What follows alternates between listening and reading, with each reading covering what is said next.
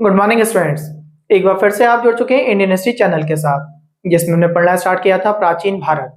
और प्राचीन भारत की लड़ियों को स्टार्ट करते हुए हम मौर्योत्तर काल के अंत की ओर कल के लेक्चर में बढ़ चुके थे। जिसमें हमने कल बताया था आपको कि कैसे कैसे कुषाण वंश का अंत हुआ होगा और कनिष्क ने क्या क्या कार्य किए होंगे। कनिष्क के कार्यों के साथ साथ हमने आपको वो बताया जो आप किताबों से नहीं पढ़ पाते, उन चीजों के हमने बारे में चर्चा करी कि कैसे कैसे कनिष्क के उत्तराधिकारी रहे होंगे और उन उत्तराधिकारियों ने किस तरीके से नए धर्म की जो है उत्पत्तियां की होंगी। उन्होंने किस तरीके से कनिष्क जिस धर्म को माना करता था उस धर्म को छोड़कर अन्य धर्म की तरफ को गए होंगे। उसके साथ साथ हमने कल के लेक्चर में देखा कि कनिष्क के जो पूर्वज रहे होंगे और उसके बाद जो उसके उत्तराधिकारी रहे होंगे वो बौद्ध धर्म के साथ साथ अन्य धर्मों के लिए उन्होंने किस तरीके से विकास किया है। आज बात करें अगर, तो आज चर्चा करेंगे हम ऐसे काल के बारे में, एक ऐसे वंश के बारे में जिसने जो है इतिहास में और विज्ञान में और समाज में सबसे ज्यादा कार्य किया है। अगर बात किया जाए तो इसे गुप्त काल की बात आज हम करने जा रहे हैं और गुप्त काल में हम देखेंगे कि गुप्त काल को किस प्रकार स्वर्ण काल के नाम से जाना जाता है। एक ऐसा गोल्डन पीरियड रहा होगा जिसमें बहुत सारे ऐसे इतिहासकार हमें प्राप्त हुए जो आज हमारे ही देश में नहीं अन्य देशों में भी उन्हें जो है भारत की उपलब्धियों के बारे में जाना जाता है। जैसे कि बात करें हम आर्यभट्ट की, ना केवल आर्यभट्ट ने भारत केवल देखा जाए तो अंतरिक्ष में जाने वाले लोगों को भी उन्होंने एक इस तरीके से उपलब्धि प्राप्त करी कि आज भारत जो है आर्यभट्ट को बहुत आगे मानता है। आर्यभट्ट के साथ साथ अगर हम देखें, अगर बात होती है हिंदी में तो हिंदी में हमने कालिदास को देखा, और अगर जो है दवाइयों में अगर चिकित्सा में बात होगी तो धन्वंतरी और चरक को हमने देखा। ये इसी काल की देन है, इसलिए हमने जो है स्वर्ण काल या गोल्डन युग के नाम से इसे जानते हैं। तो बात करेंगे आज इसके बारे में कैसे कैसे ये गोल्डन पीरियड बना होगा, स्वर्ण काल की उत्पत्ति कहाँ से हुई होगी, क्या कारण रहा होगा गुप्त काल का प्रारंभ होने का। क्यों? क्योंकि हमने कैसे कैसे पढ़ा कि कुषाण भारत में आए थे और चीन से एक यूची कबीला भागते हुए जो है अफगानिस्तान के मार्ग से होते हुए भारत की ओर प्रवेश करा होगा। कैसे कैसे उस पर्वत को पार करा और पार करने के बाद भारत में प्रवेश किया, ये सारी बातें हमने पीछे के लेक्चर में समझनी। वीडियो आपको बहुत अच्छा लगने वाला है, ये मेरा आपका जो है प्रॉमिस है। आप पूरे वीडियो को ध्यान से देखें। देखते हैं हमें क्या पढ़ना है। अब हमने कहा आपसे जिसकी हम चर्चा करते हैं उसे हमने गुप्त काल बोला। गुप्त काल को ही स्वर्ण काल के रूप में माना जाता है। गुप्त काल स्वर्ण काल क्यों माना जाता है उसकी बात हमने आपको बताई, क्योंकि हमने बोला आपसे कि ये वही है कि इसमें हमें आर्यभट्ट की प्राप्ति हुई। आर्यभट्ट हमें यही देखने को मिलते हैं। आर्यभट्ट के साथ साथ हमने कहा धन्वंतरी की बात करी, हमने धन्वंतरी के साथ साथ हमने बात करी चरक की बात करी, चरक के साथ साथ हमने कालिदास की बात करी। और इन सब की तो बात करते ही करते हैं, इसके साथ साथ हमने देखा समाज में विकास हुआ है। समाज में विकास देखने को मिला या सामाजिक विकास देखने को मिला हमें। उसके साथ साथ अगर हम यहीं तक ना रुके तो हम देखेंगे कि सामाजिक विकास के साथ साथ विज्ञान ने भी इसी काल में बहुत अधिक तरक्की की होगी। ये सारी बातें हमें अपने वीडियो में चर्चा करनी है।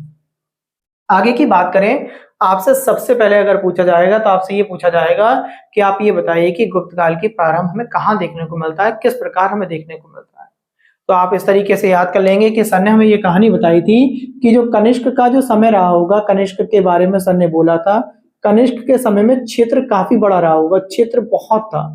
तो क्षेत्र बहुत होने की वजह से उसने देखा कि इतने बड़े क्षेत्र से जो टैक्स इकट्ठा होता है, तो टैक्स इकट्ठा होने में ना मुझे परेशानी होती है कि किस प्रकार कहाँ से कौन से क्षेत्र से कितना टैक्स आए। उसने इसीलिए उसने क्या करा, क्षेत्रों को जो है डिवाइड कर दिया, छोटे छोटे भागों में बांट दिया। अपने क्षेत्र में जो भी कनिष्क उसके अंडर में क्षेत्र आया करता होगा तो उसने उस क्षेत्रों को जो है छोटे छोटे भागों में डिवाइड कर दिया। और छोटे छोटे भागों में जब डिवाइड करा होगा तो टैक्स इकट्ठा करने के उद्देश्य से, तो मैं आपसे बता देता हूं, टैक्स इकट्ठा करने के उद्देश्य से एक पोस्ट बना दी उसने जिसे हमने सीमांत बोला। सीमांत नहीं, सामंत बोला। हमने उसे क्या बोला? सामंत बोला। और सामंत का कार्य हुआ करता था टैक्स इकट्ठा करके देना। तो एक अगर बात करें, एक क्षेत्र की बात करेंगे, आप याद रखेंगे यूपी प्लस बिहार की बात करी है सर ने। यूपी प्लस बिहार के क्षेत्र में एक व्यक्ति रहा करता था जो सामंत था, उसका नाम था श्रीगुप्त। तो सबसे पहले श्रीगुप्त ने क्या करा, ये जो टैक्स वहां पे इकट्ठा होता होगा तो उस क्षेत्र में ना वो वहां का मालिक था एक तरीके से, तो उसने अपने आप को महाराजा बोल दिया। तो आपसे ये पूछा जाता है कि इतिहास में सबसे पहले महाराजा किसने बोला है स्वयं को, तो आप बता देंगे श्रीगुप्त ने स्वयं को महाराजा बोला है। और जब महाराजा बोल दिया तो उसने कह दिया कि इतना जो क्षेत्र है जहां से टैक्स इकट्ठा होता है वहां का मैं महाराजा हूं, तो मैं सारा का सारा जो भी टैक्स इकट्ठा होगा मैं अपने पास रखूंगा, ना कि मैं कनिष्क को या उसके उत्तराधिकारियों को दूंगा। तो इसने टैक्स देने से इनकार कर दिया। जब इसने इनकार कर दिया तो ये कौन से साम्राज्य का था, ये गुप्त लोग थे ये, तो इस वजह से इसे गुप्त वंश का संस्थापक के नाम से भी बोला जाता है। तो ये यहाँ पर आप याद करेंगे, ये क्या है, इसका संस्थापक है। 5वां पॉइंट आप इस तरीके से याद कर लेंगे, संस्थापक आपसे पूछ ले तो आप बता देंगे संस्थापक कौन है इसका, श्रीगुप्त है।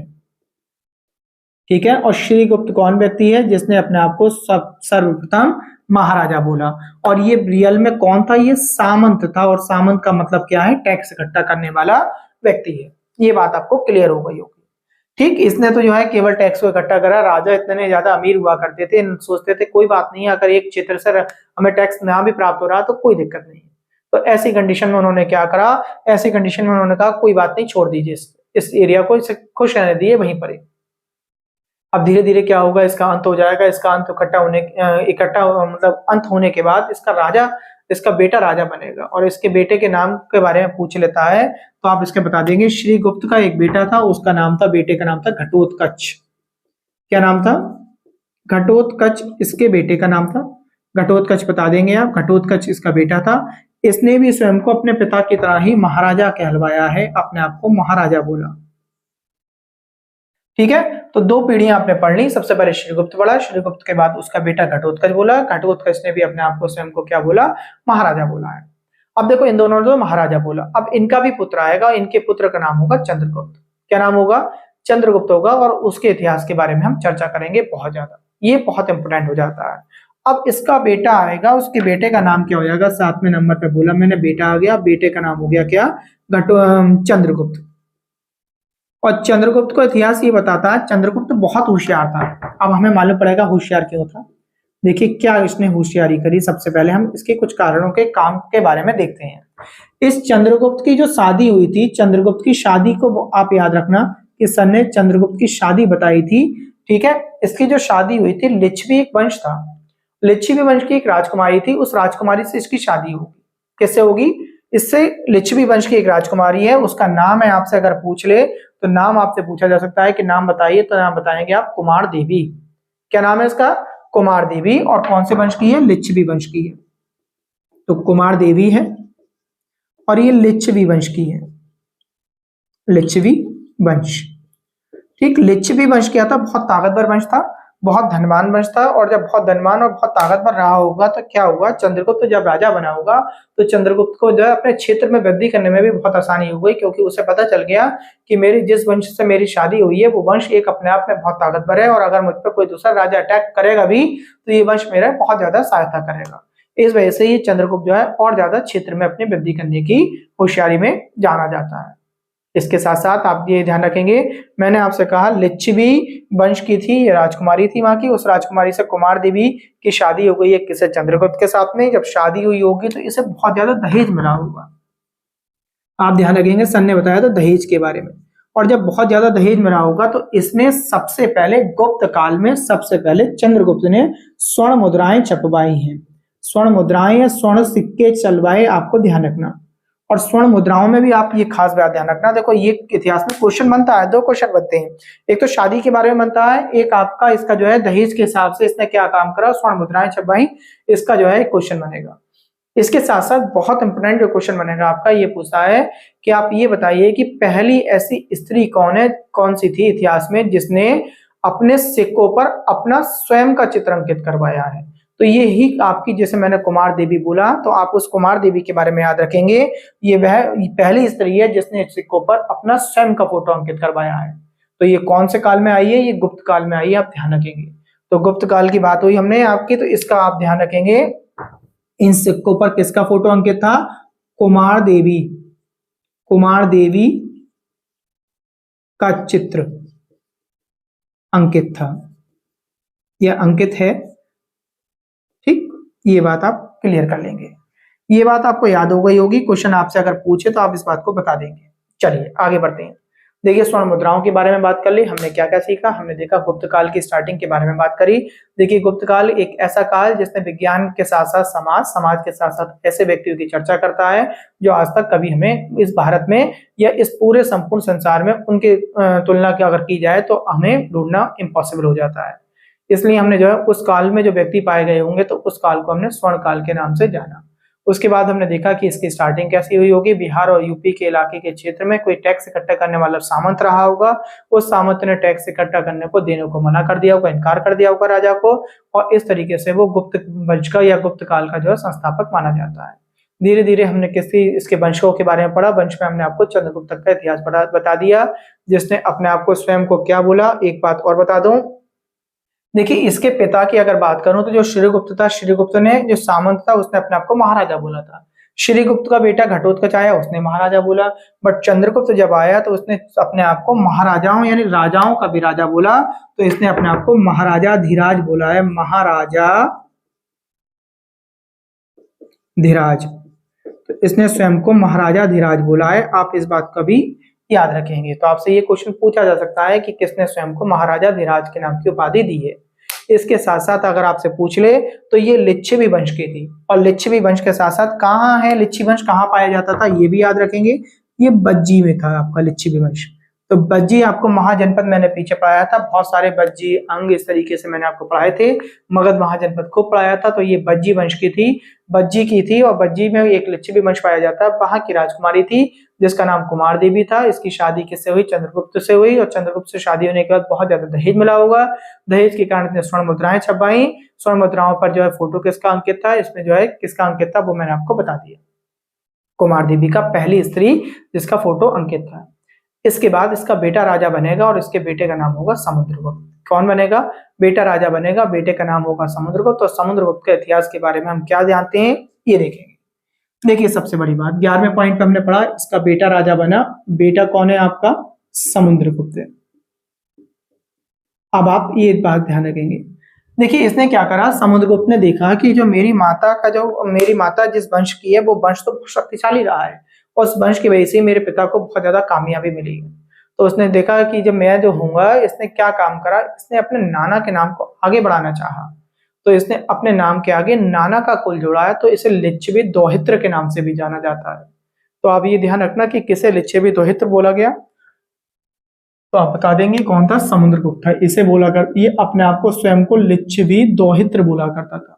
दोहित्र बोलते हैं जो माँ के मैके का स्थान होता है, या मैके के जो पूर्वज होते हैं उनसे जो रिश्तेदारी जोड़ी जाती है उसे दोहित्र करके बोलते हैं। जैसे आपने कभी देवता वगैरह करके ऐसा करके सुना होगा कि ये मेरा देवता है या देवती है। ये वर्ड आप जो है कॉमन वर्ड हो जाते हैं, हमारे परिवार में बड़े बूढ़े लोग कहा करते थे और आज भी लोग कहते हैं। तो इसने अपने आप को क्या बोला, लिच्छवी दोहित्र करके बोला है। पहला नाम तो इसका मैंने आपको ये बता दिया। दूसरी बात करते हैं। दूसरी में अगर इसकी चर्चा करें तो देखिए मैंने अभी आपसे क्या कहा था कि ये इसका वंश इतना बड़ा रहा होगा, इसकी माता इतनी होशियार थी, जब इसने क्षेत्र आगे बढ़ाया होगा तो इसने जब सिक्के इसने भी छपवाए और इसने अपने सिक्कों पर, सिक्के की चर्चा कर ली जाए, इसने माता के साथ साथ पिता का भी फोटो अंकित करवाया। माता प्लस पिता दोनों के चित्र अंकित करवाए हैं। ठीक है, माता पिता दोनों के चित्र ध्यान रखेंगे। सिक्कों पर माता और पिता दोनों के चित्र अंकित करवाए, ये बात आपको क्लियर हो गई। देखो एक कहानी सीरियल वाइज लेके आओगे तो आपको ध्यान आ जाएगा कि पहले कौन आया, उसने क्या करा क्या नहीं करा। अब इसने सबसे पहले क्या सोचा, आप देखो कहानी बहुत इंपॉर्टेंट हो रही है, ध्यान से समझें। अब सबसे पहले इसने कहा कि देखिए मेरे पिता ने इतना कुछ कर दिया, मेरे दादा वगैरह ने इतना कुछ कर दिया, मेरे नाना की तरफ से मुझे इतना कुछ हो गया, क्यों ना मैं भी क्षेत्र बढ़ाऊं। और इसने क्षेत्र बढ़ाया है, क्षेत्र बढ़ाने में बहुत ज्यादा कार्य किया। तो 13वें पॉइंट पे आपको याद कर लेना कि सर ने बताया था क्षेत्र बढ़ाना, क्षेत्र बढ़ाया गया। और क्षेत्र कैसे बढ़ाया इसने, देखिए उत्तर पर जब इसने आक्रमण करा, उत्तर भारत पर जब आक्रमण करा होगा तो 9 तो आर्य राजा हराए और 3 अनार्य राजा हराए, तो टोटल मिला के 12 राजा तो यहाँ हरा के आया। ये 12 राजाओं को पराजित किया। और इसके बाद अगर बात करें 12 राजाओं को इसने दक्षिण में हराया, 12 राजाओं को दक्षिण में हराया, दक्षिण भारत में हराया। और इससे इसका क्षेत्र खूब अधिक बढ़ गया होगा। और जब क्षेत्र बहुत अधिक बढ़ गया होगा तो इसने क्या करा, इसके दरबार में एक इसका जो है राज कवि रहा करते थे। इसके दरबार में एक राजकवि रहा करते थे। उस राजकवि से कहता है ये कि क्यों ना जो है मेरी जो प्रसिद्धियां हैं, जो मैंने इतना सारा कार्य किया है या मेरे पूर्वजों ने इतना सारा कार्य किया है, उसे अब लिखा जाए। और लिखने की वजह से इसका जो दरबारी कवि था, तो इससे आपसे पूछ लेंगे, तो इनका दरबारी कवि जो समुद्रगुप्त का राज कवि बोल सकते हैं या दरबारी कवि बोल सकते हैं, तो आप बता देंगे हरिशेन था। हरिशेन से इसने कहा लिखने के लिए। देखिए सीरियल से आ गया, अब हरिशेन भी आपको याद हो गया। अब जब हरिशेन आपको याद हो गया, तो हरिशेन ने इन्हें समझाया, बोले कि मैं पुस्तकें या पेपरों पर या कागजों पर या पत्तों पर लिख तो दूं आपका इतिहास, तो वो इतिहास कुछ ही समय तक सीमित रह जाएगा, बहुत 100 वर्ष, 200 वर्ष, 300 वर्ष या 1000 वर्ष तक चलेगा। उसके बाद वो सारी पुस्तकें या सारे किताबों के जो पेपर बनने होंगे वो बेकार हो चुके होंगे, और जब बेकार हो जाएंगे तो आपका इस इतिहास का लिखना या संसार आपको इस इतिहास के नाम से बिल्कुल नहीं जाने। तो इसके भी दिमाग में आएगा इस बात की, बोले कि हाँ ये बात सही कह रहा है, मैं अपना जो स्वयं का इतिहास लिखवाने वाला हूँ वो सारा का सारा नष्ट हो जाएगा। तो ऐसी कंडीशन में क्या आएगा, ये चर्चा करेंगे अभिलेख लिखवाने की, कि क्यों ना हम अभिलेख लिखवाएं। अभिलेख लिखवाए गए, अभिलेख लिखवाया, लिखाए गए। और जब अभिलेख लिखाए गए होंगे तो अब ये दिक्कत आई कि अभिलेख का बताओ कैसे लिखवाए जाएंगे। तो इन्होंने क्या करा, अशोक का एक अभिलेख था, ये बहुत पूछता है पेपर में, ध्यान से समझना। अशोक का कौशाम्बी अभिलेख था। कौशाम्बी अभिलेख के बारे में हमने बहुत चर्चा की थी, हमने आपसे जब अशोक पढ़ाया था। आप मौर्य काल में पहुंच जाएं और वहां से वीडियो देखेंगे, आपको क्लियर हो जाएंगे। तो अशोक का कौशाम्बी अभिलेख को वहां से तो उखड़वाया, ठीक है, तोड़वाया या उखड़वाया, और वहां से उखड़वाने के बाद आप ऐसा करके समझ लेंगे, उखड़वाया और वहां से उखड़वाने के बाद इसे प्रयागराज में लगा दिया, प्रयागराज में लगाया है। और जब प्रयागराज में लगा दिया होगा तो इस पे अपनी प्रसिद्धियां लिखवाई। तो इस अभिलेख को हम 18वें पॉइंट पे हम इस तरीके से याद रखेंगे, ये प्रयाग प्रशस्ति अभिलेख के नाम से जाना जाता है। देखिए ये बात आपको नहीं पता थी, कहानी के जरिए से देखिए एक एक करके बात याद हुई हमें। तो हमने क्या याद करा, हमने याद करा कि अभिलेखों की जब इसने हरिशेन से चर्चा की होगी, तो अभिलेख की जब बात आई तो कौशाम्बी अभिलेख जो अशोक का था उसे उखड़वाया गया। उखड़वाने के बाद उसे प्रयागराज में लगाया गया और प्रयागराज में इस पे अपनी प्रसिद्धियां लिखवाई, और इसे इस वजह से प्रयाग प्रशस्ति के नाम से जाना जाता है। अब आपसे पूछ ले प्रयाग प्रशस्ति अभिलेख कहाँ का अभिलेख है, तो आप बता देंगे कौशाम्बी का अभिलेख है। और कौशाम्बी का अभिलेख है तो किसने लिखवाया था कौशाम्बी में, आप तुरंत बताएंगे अशोक ने लिखवाया था। उसके बाद आपसे ये पूछा जा सकता है कि इस पर क्या लिखा हुआ है, लो ये भी बता दूं मैं आपको। तो यहां पर क्या है, इसकी जीत जितनी भी ली है, जो प्रसिद्धि करी है उसका वर्णन है, और इसकी जो पीढ़ियां आई हैं, पीढ़ियों का वर्णन है, पीढ़ियों का वर्णन। पीढ़ियों में इसके दादा परदादा हो गए, नाना हो गए, इसके साथ साथ नीचे की जो पीढ़ियां होंगी उनका वर्णन है। और एक बात और याद रख लें, मैं अभी हाथ के हाथ इसमें एक बात और जोड़ देता हूं बेटा, कि हुआ क्या था जब प्रयाग प्रशस्ति लिख गया होगा और ये वंश भी खत्म हो गया होगा, और आगे जाके जब भी हम मध्यकालीन भारत पढ़ेंगे, मध्यकालीन भारत में हम आपको मुगल काल पढ़ाएंगे, तो मुगल काल के एक राजा का नाम भी इस पे अंकित है। तो इसका मतलब जो है इसी प्रयाग प्रशस्ति पर उसने किसी एक राजा ने भी, जो मुगल था, मुस्लिम राजा था, उसने अपना नाम जोड़ा होगा। तो इसने जोड़ा होगा तो उसका नाम कभी कभी आपसे पूछा जा सकता है, जो मैं आपको अभी लगभग 1 महीने बाद 2 महीने बाद जब हम वहां पहुंचेंगे, कंटिन्यू धीरे धीरे स्टोरी को आगे बढ़ाते बढ़ाते जब मुगलों पर पहुंचेंगे, तो हम देखेंगे कि मुगल में एक राजा हुआ है, उसका नाम सर ने पहले भी बताया था, उसका नाम था जहांगीर। तो आपसे पूछा जा सकता है किसका नाम है, जहांगीर का। और केवल जहांगीर का ही नाम नहीं है, जहांगीर के साथ में एक इसके दरबारी का भी नाम है, जिसका नाम आप सभी जानते हैं, जिसका नाम है बीरबल। शायद बस आपको पता नहीं था कि ये बीरबल होगा। तो आप ये बात समझ लेंगे कि जो है आपसे एक क्वेश्चन बन सकता है कि किस मुगल सम्राट का नाम गुप्त काल के किसी अभिलेख पर लिखा हुआ है, तो आप तुरंत बता देंगे जहांगीर। और आपसे ये हो सकता है ये भी पूछे जहांगीर के साथ में किसका लिखा हुआ है, तो बीरबल का नाम लिखा हुआ है। आप ध्यान रखेंगे, ये सारी कहानी आपको धीरे धीरे आप खुद याद रखें कि आपको याद हो चुकी होगी। इसके बाद हमें ये क्या देखने को मिलता है, हमें ये देखने को मिलता है ये ना कविताएं लिखा करता था। 20वें पॉइंट में आप याद रखेंगे, समुद्रगुप्त कविताएं लिखा करता था, इसलिए ये स्वयं को इसने अपने आप को कविराज भी बोला है। इसकी जब मुद्राएं हमें देखने को मिली तो मुद्राओं पे हमें ये मालूम पड़ा ये बीड़ा बजाता हुआ मिला है, तो इसे हमने देखा संगीत का शौकीन था, संगीत का शौकीन है। क्यों शौकीन है, हमने देखा बीड़ा देखा है इसकी मुद्राओं पर, तो इससे भी मालूम पड़ी। ये क्वेश्चन बहुत पूछता है आपसे किसने स्वयं को कविराज बोला है? तो कविराज किसने बोला है अपने आप को? समुद्रगुप्त ने बोला है। आपसे ये बहुत पूछता है कि कौन संगीत का बहुत शौकीन था, वीणा बजाने का बहुत शौकीन था। गुप्त काल की बात करें तो आप तुरंत बता देंगे कौन था आपका? ये समुद्रगुप्त रहेगा। इसके साथ साथ गुप्त काल में केवल एक ही राजा ऐसा हुआ है जिसने जो है एक यज्ञ कराया है, और यज्ञ कौन सा कराया है? अश्वमेध यज्ञ कराया है। तो अश्वमेध यज्ञ के बारे में भी आप याद कर लेंगे, समुद्रगुप्त के बारे में अश्वमेध यज्ञ कराया है। और अश्वमेध यज्ञ में आपको पीछे बहुत बार क्लियर करा चुका हूं, इसकी बार बार चर्चा मैं नहीं करूंगा आपसे। तो मैंने आपको 22 पॉइंट बता दिए। देखिए धीरे धीरे ये 22 पॉइंट सारे एक डिटेल से बताए हैं और आपको धीरे धीरे सब याद हो गए। इसके बाद देखिए जो अभिलेख आए हैं इसके छोटे छोटे अभिलेख भी पाए जाते हैं। कुछ छोटे छोटे अभिलेखों के बारे में भी हमने चर्चा की है। अब इनके छोटे छोटे अभिलेखों पर क्या मिला? इन अभिलेख पर ही ना छोटे छोटे अभिलेख बने हुए अंकित हुए हैं, और उन अभिलेखों में क्या है? स्तंभ बने हुए हैं। देखिए ध्यान से समझिए, ठीक, छोटे छोटे अभिलेख हैं, स्तंभ पाए गए हैं उन पर, और स्तंभ पर हमने देखा वहां पर ऊपर एक पक्षी बैठा हुआ है।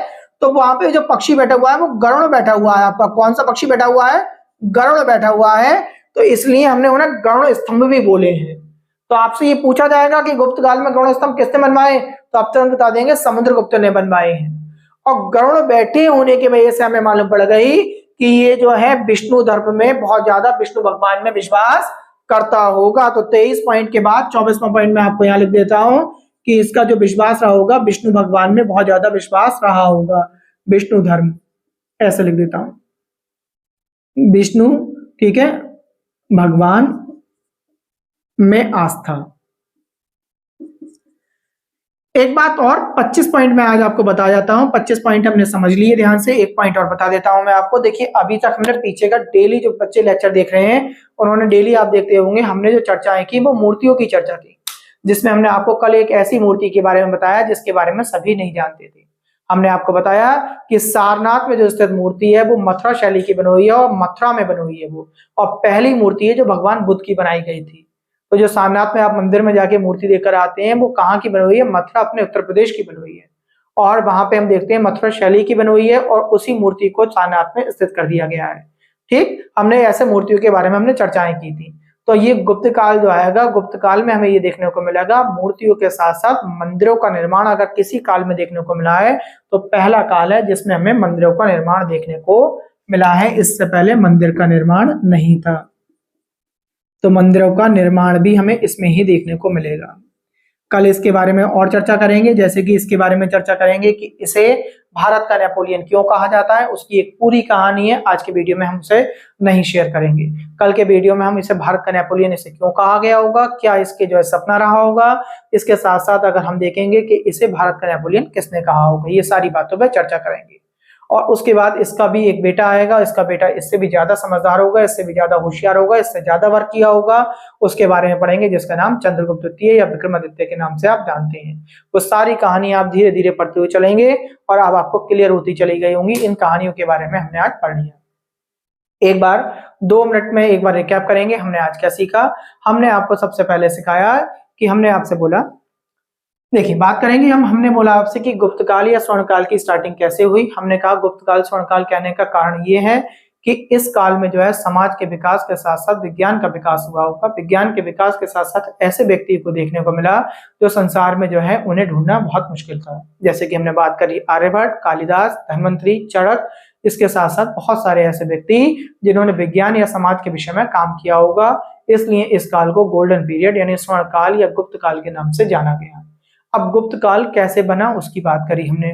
गुप्त काल से पहले हमने पढ़ा था कनिष्क के बारे में। हमने पढ़ा कैसे कैसे जो है शक लोग, या मैंने आपसे कहा शक के साथ साथ यूची कबीले से जो भाग के लोग आए होंगे वो कैसे कैसे अफगानिस्तान के रास्ते से होते हुए कुषाण वंश की स्थापना करते हुए भारत में रुके होंगे।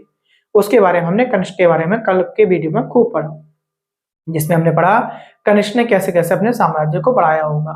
जब कनिष्क के बाद बहुत बड़ा क्षेत्र रहा होगा तो उस क्षेत्र में टैक्स इकट्ठा करना बहुत बड़ी मुश्किल हो जाती होगी उसके लिए। तो उसने टैक्स इकट्ठा करने के लिए अपने क्षेत्रों को छोटे छोटे भागों में डिवाइड कर दिया और उन भागों में हमने देखा एक पोस्ट बना दी जिसे हम सामंत बोला करते थे। तो सामंत कौन है? जो टैक्स को इकट्ठा करके राजा तक पहुंचाए उसे हम सामंत बोलते हैं। ऐसा ही एक सामंत रहा था बिहार और यूपी के इलाके में जिसका नाम श्रीगुप्त था।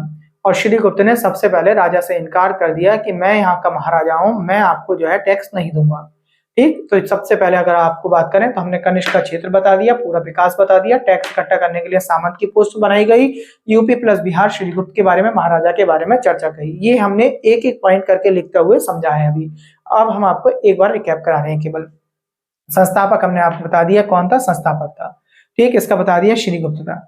इसके बाद इसका बेटा आया होगा, बेटा का नाम घटोत्कच था। घटोत्कच ने भी अपने पिता की जो है चीजों को कंटिन्यू रखा, उसने भी अपने आप को महाराजा बोला। अब इसका भी बेटा आएगा जिसका नाम हमने चंद्रगुप्त बताया, बहुत होशियार था ये। होशियार के साथ साथ हमने ये देखा कि इसने अपने आप को राजाओं का राजा बोला है, इसलिए इसने महाराजा धीराज बोला है अपने आप को।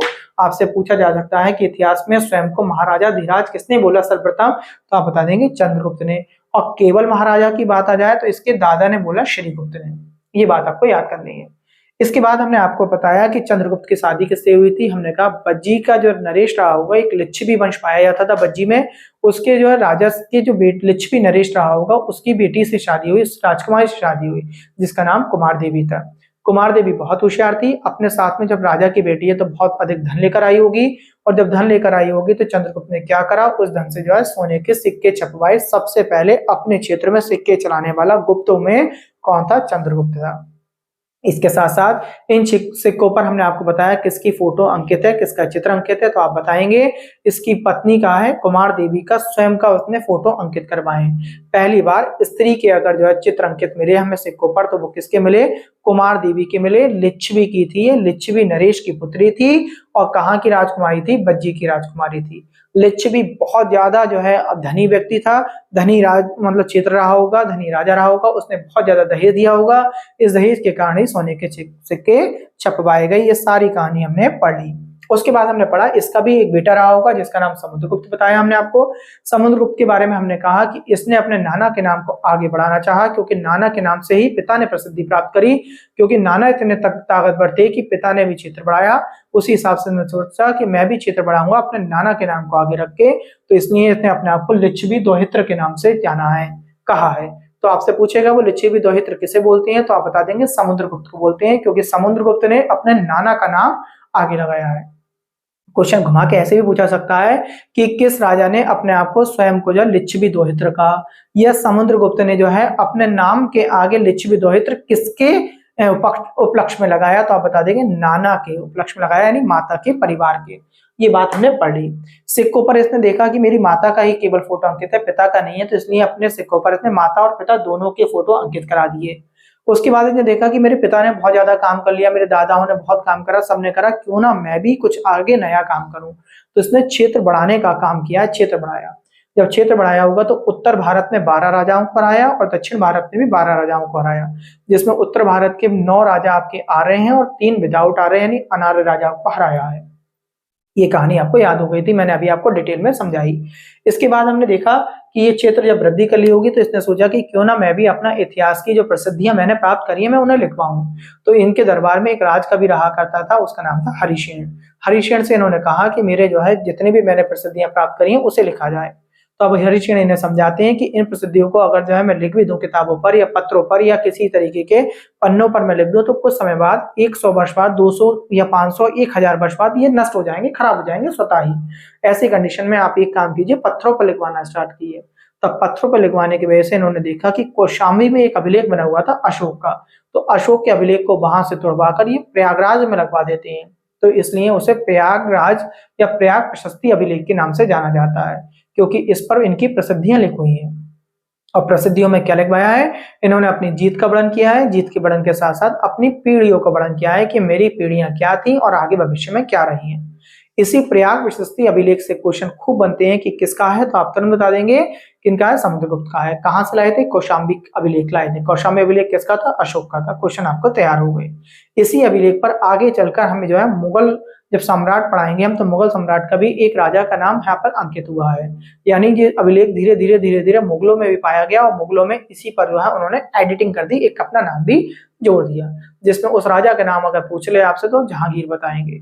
जहांगीर का केवल अकेले का नाम नहीं है, जहांगीर के साथ साथ बीरबल का नाम भी इस पर अंकित है। तो ये कहानी मैंने आपको यहाँ तक बता दी, राजकवि हरिशेन बता दिया, अभिलेख लिखवाए गए, अशोक का कौशाम्बी अभिलेख को तुड़वाकर प्रयागराज में लगाया गया। प्रयाग प्रशस्ति अभिलेख बोला गया। जीत का और पीढ़ियों का वर्णन किया गया है। जहांगीर और बीरबल का नाम इस पे दिया हुआ है। अपने आप को ये कविराज करके बोला करता। समुद्रगुप्त कविताएं लिखा करता था। तो आपसे ऐसा क्वेश्चन पूछेगा कि किस राजा को कविता लिखने का बहुत ज्यादा शौक था, तो आप तुरंत बता देंगे समुद्रगुप्त को था, और ये कविराज के नाम से जाना जाता था।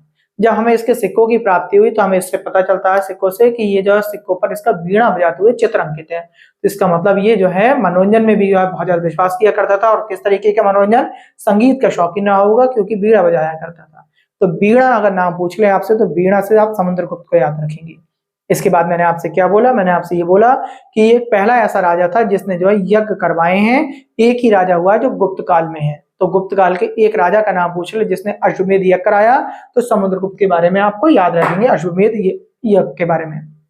इसके बाद मैंने आपसे कहा कुछ इसके छोटे छोटे अभिलेख मिलते हैं जिनसे हमें क्या ज्ञान प्राप्त हुआ। छोटे छोटे अभिलेख मिलते हैं। उन अभिलेखों पे हमने देखा कि एक पक्षी बैठा हुआ है जो गरुड़ पक्षी है, और गरुड़ पक्षी से होने से हमने आशा ये लगाई कि ये गरुड़ स्तंभ बनवाए इसने। और गरुड़ स्तंभ क्यों बनवाए होंगे? यानी ये विष्णु भगवान में बहुत ज्यादा विश्वास करता होगा, तो हमने लिखवा दिया विष्णु भगवान में ये आस्था रखता था। और ये पहला ऐसा जो है हमें वंश देखने को मिला, ये ऐसा काल देखने को मिला, क्योंकि इससे पहले हमें केवल मूर्तियां देखने को मिली। जैसे हमने कल के वीडियो में आपको बताया था, जो सारनाथ में भगवान बुद्ध की मूर्ति लगी हुई है, वो पहली मूर्ति है जो भगवान बुद्ध की बनाई गई थी। और ये मूर्ति कहाँ बनाई गई थी? मथुरा में बनाई गई थी, और मथुरा के मंदिर में लगी हुई थी। ये भगवान बुद्ध की जगह में लगी हुई थी, और इस मूर्ति को उठाकर वहां से निकालकर सारनाथ में लगा दिया गया है। और आपको कल इसी के साथ में हमने शैलियां पढ़ाई थी, मथुरा शैली और गांधार शैली। उनके बारे में पूरा पूरा डिटेल बताया था, दोनों में क्या अंतर है, कैसे कैसे पत्थर दोनों शैलियों में अलग अलग रूप से पाए जाते हैं। जैसे हमने मूर्तियों की चर्चा की थी, तो इससे पहले कभी भी मंदिर की चर्चा नहीं हुई है हमारी इतनी सारी वीडियो में देखने के बाद। तो हम अगर बात करें तो पहला ऐसा काल आया, पहला ऐसा वंश आया जिसने जो है मूर्तियों के साथ साथ मंदिरों का भी निर्माण करवाया। तो आपसे ये पूछा जा सकता है कि कौन से वंश में या कौन से काल में मंदिरों का निर्माण हुआ है, तो आप बताएंगे गुप्त वंश में या गुप्त काल में, स्वर्ण काल में जो है मंदिरों का निर्माण माना जाता है। आज के वीडियो में केवल इतना ही पढ़ाएंगे। और अगर आपको एक बार फिर से चर्चा करते हैं कि कल का वीडियो बहुत इंपॉर्टेंट हो जाएगा, क्योंकि अब इसके बेटे के बारे में पढ़ेंगे, क्योंकि बेटा इससे भी 2 कदम आगे निकलेगा। बेटा देखेगा मेरे पिता ने जो है क्षेत्र का तो बहुत बड़ा विस्तार कर दिया, अब मैं क्षेत्र का विस्तार नहीं करूं, मैं किसी और चीज में विस्तार करूं। तो वो देखेंगे उसने किस किस चीज में विस्तार किया होगा। जो इसके बेटे का नाम होगा चंद्रगुप्त द्वितीय, और चंद्रगुप्त द्वितीय को ही हम विक्रमादित्य के नाम से जानते हैं। आप इंडियन हिस्ट्री चैनल पर ये वीडियो देख रहे हैं। अगर आपको पसंद आया है तो लाइक करें, सब्सक्राइब करें। धन्यवाद।